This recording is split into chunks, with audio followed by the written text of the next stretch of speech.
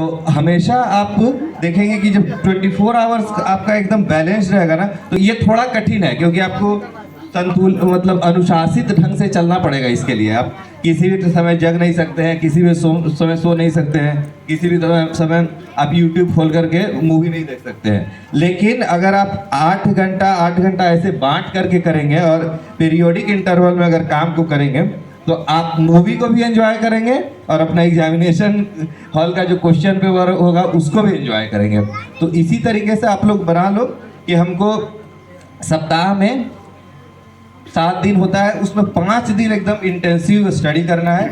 मतलब आप कहीं कॉलेज जाते हो, स्कूल जाते हो, उसके अलावा आप 3 घंटा पढ़ो, ठीक है। कहीं स्कूल कॉलेज में आप सब लोग अभी जाते होंगे, उसके अलावा 3 घंटा पढ़ो।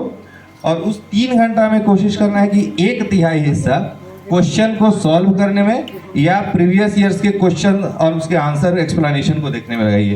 क्योंकि जब विद्यार्थी पढ़ता है तो उसको ये भी पता होना चाहिए कि वो पढ़ रहा है तो उसको फायदा हो रहा है कि नहीं हो रहा है। जिस एग्जामिनेशन में वो जा रहा है, उस एग्जामिनेशन का प्रीवियस ईयर्स का क्वेश्चन वो सॉल्व कर पा रहा है कि नहीं। क्योंकि क्वेश्चन जो आपका फ्यूचर में आएगा, 24 में जो पेपर आएगा, वो 23 और 22 से लिंक्ड रहेगा। ऐसा नहीं है कि उससे टोटली डिसकनेक्टेड।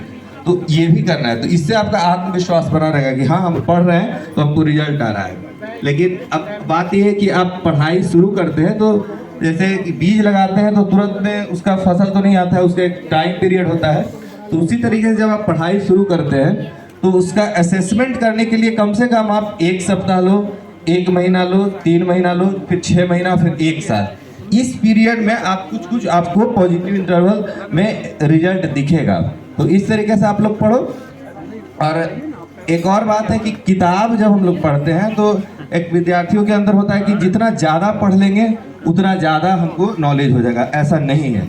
जैसे कि हमको स्वस्थ रहने के लिए भोजन चाहिए, पौष्टिक भोजन चाहिए, तो इसका मतलब थोड़ा है कि हम दिन भर भोजन करते रहे, नहीं। उसी तरीके से पढ़ाई भी है। आप लिमिटेड एक बुक लो स्टैंडर्ड बुक, और उसी को बार बार पढ़ो, ठीक है। तो उससे क्या होगा कि आपका मल्टीपल रिवीजन्स हो पाएगा, तो आपका कॉन्फिडेंस बढ़ेगा। और ये चीज़ कभी नहीं रखना है कि एक ही किताब से आपका 100% क्वेश्चन बन जाए, नहीं होगा ऐसा। लेकिन अब एक किताब को छोड़ करके बाकी 9 किताब को पकड़ने की जरूरत नहीं है। आप एक किताब पढ़ करके 80% क्वेश्चन, कोई भी स्टैंडर्ड टेक्स्ट बुक उठाएंगे तो कोई भी एक सब्जेक्ट का 80% क्वेश्चन आपका बन जाएगा, ठीक है। उतना से आपका सिलेक्शन तय है, उसी को अच्छे से करना है। बाकी का 20% क्वेश्चन रेयर होता है, वो आपका अगर पढ़ा हुआ वो अच्छे से रहेगा 80% वाला, तो अपने विवेक से, कॉमन सेंस से लगा के उसका भी आंसर